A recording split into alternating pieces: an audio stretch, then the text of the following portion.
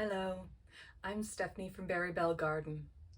It's been very busy and exciting here lately with the ground warming up and the sun peeking out a few times and lots of new plants turning up. Sometimes more plants than I really have space for in my garden.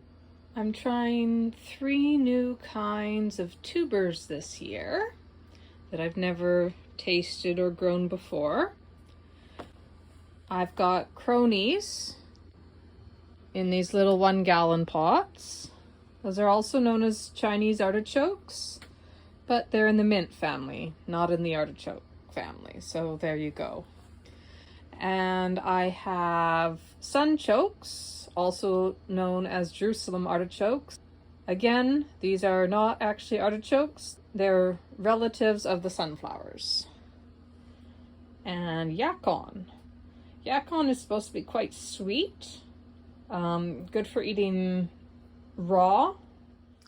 Down under the bench here, I have a wasabi plant, which I'm quite amazed that it survived because I forgot it in the greenhouse when it froze. And it actually got down to 5.5 below Celsius. So I thought this wasabi was done, but it's popped right back up.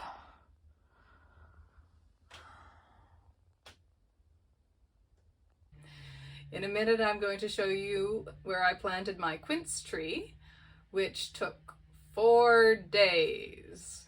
It should not take 4 days to plant a tree, but it did. This is a feijoa, also known as pineapple guava.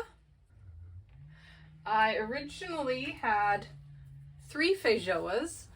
I have 2 surviving feijoas in this area. Not looking great. Here's one of my feijoas. You can see it did not survive the winter.